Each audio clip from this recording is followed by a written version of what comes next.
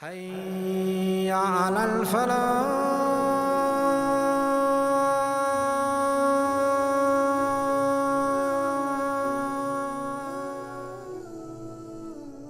A coastal country in West Africa, Senegal is home to almost 19 million people. It shares borders with the Gambia, Mauritania, Mali, Guinea, and Guinea-Bissau. The Senegalese population is over 95% Muslim and is composed of several ethnic groups including the Wolof, the Fula, the Serer, the Mandinka, and the Jola.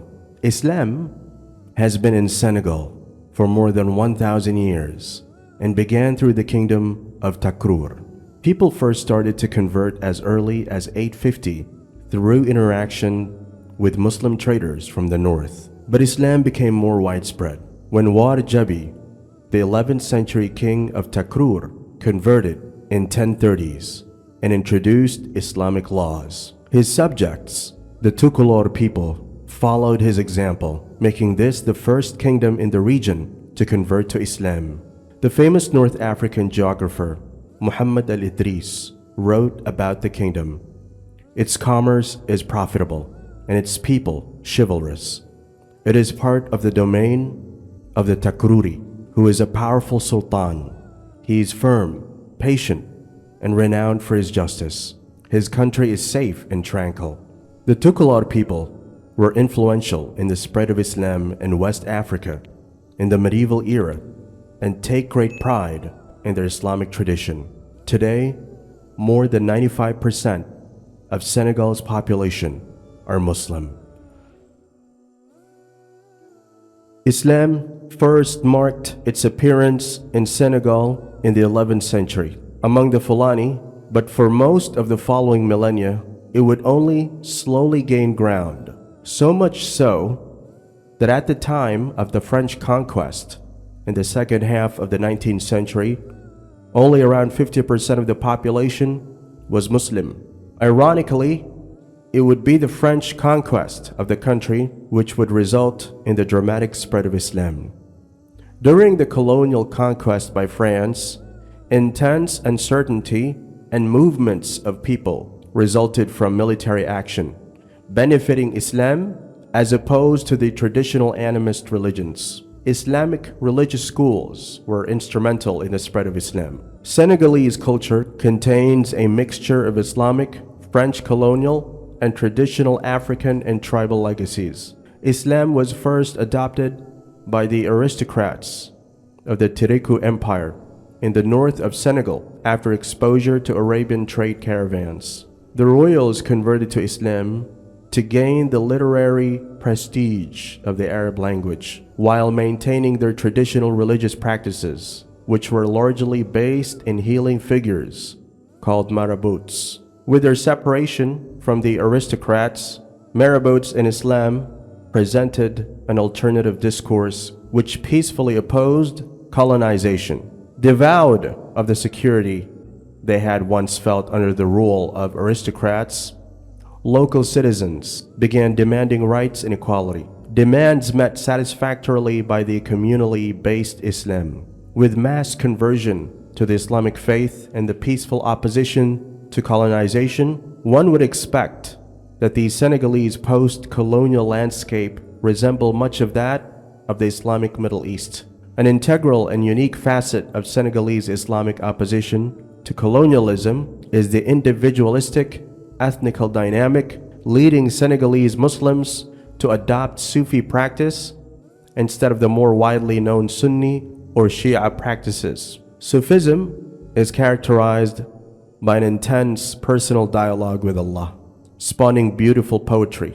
In Senegal, there are 4 major Sufi brotherhoods in which the overwhelming majority of the population is grouped. These brotherhoods are dedicated around the teaching of an initial founder, a Marabout. Most of the Senegalese brotherhoods were founded by Senegalese Marabouts. All of the brotherhoods uphold Islam's 5 pillars, but add on additional elements. Mosques tend to cater to specific brotherhood groupings, even if they're open to all Muslims. Despite being called brotherhoods, women can play vigorous roles within them. The oldest, and yet also the smallest of the Senegalese brotherhoods, the Tijaniyyah brotherhood, was founded in the 12th century and currently holds the allegiance of around 10% of the Senegalese population.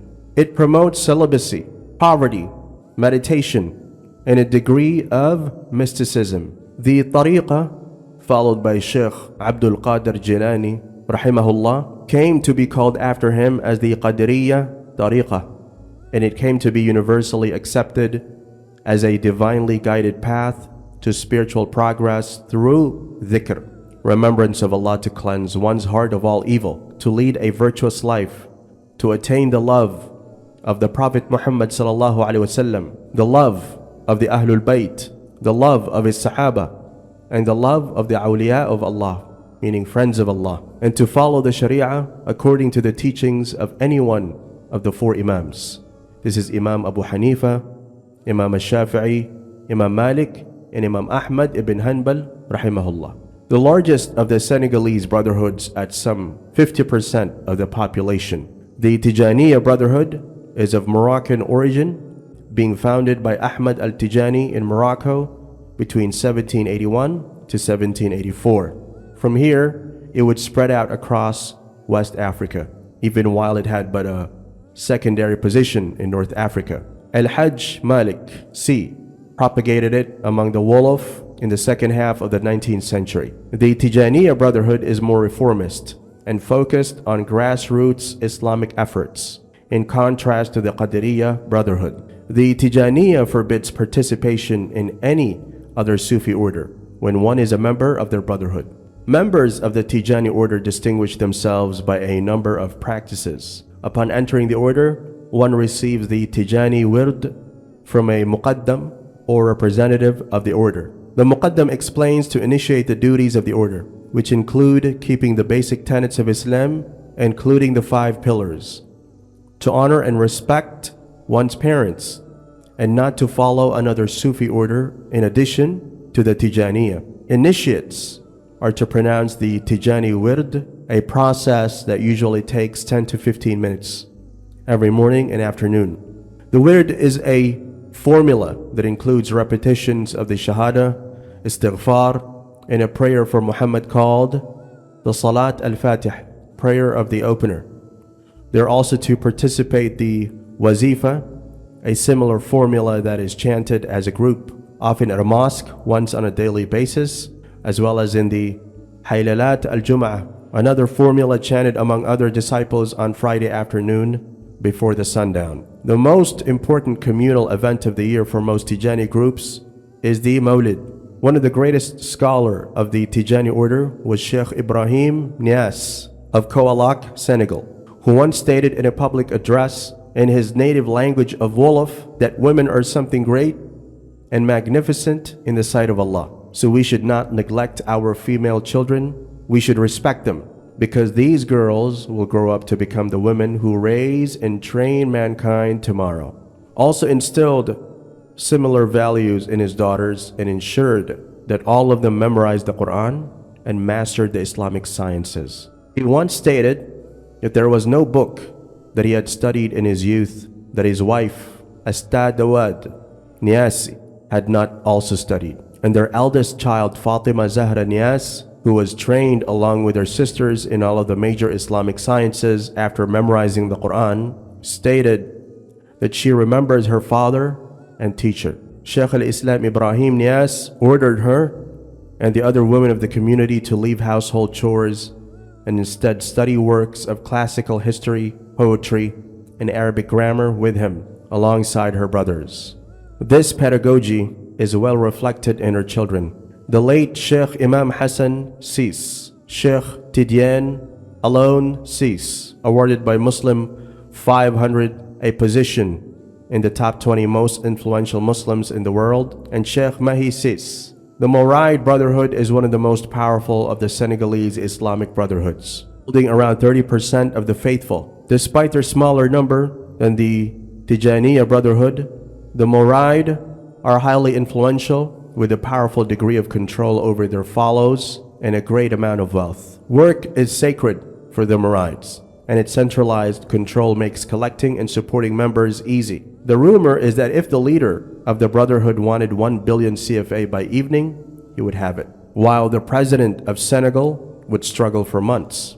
This brotherhood dates to 1885, when it was founded by Sheikh Ahmadou Bamba Mbaki, the son of Mami Moranta Sali Mbaki, who served as the Qadi in the court of Lat Dior Diop, the Damel, king of Sayor, a Wolof state that is today in south-central Senegal. His mother, Mami Diara Bousso, came from a scholarly and prestigious family and was the daughter of a woman called Mami Asta Aisha Walu, the first female scholar we will look at.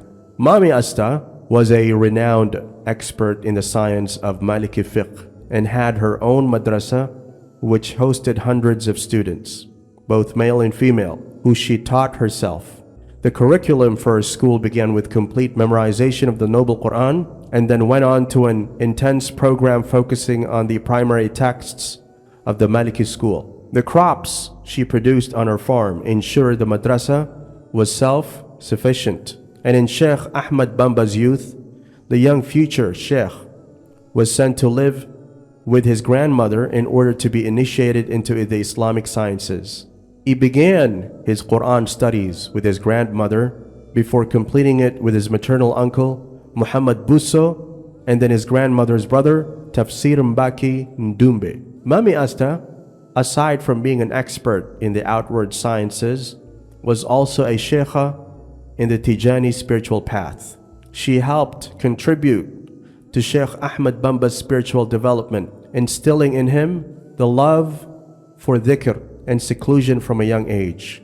Her grave in the city of Nawal has become a place of ziyarah alongside that of her daughter, Mami Diara Bousso and Porokhen. She was one of the top teachers at her mother's madrasa, and it is reported that over 50 students memorized the Noble Quran under her guardianship at the school before her marriage to Sheikh Ahmad Bamba's father.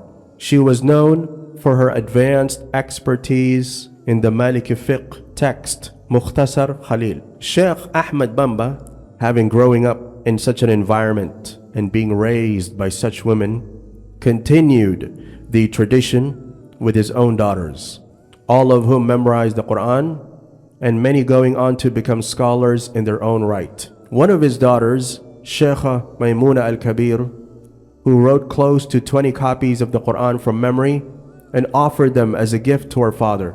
Her life had been interconnected with the Quran to such a level that she married her husband as a result of them both offering a Quran written from memory to the Sheikh on the same day.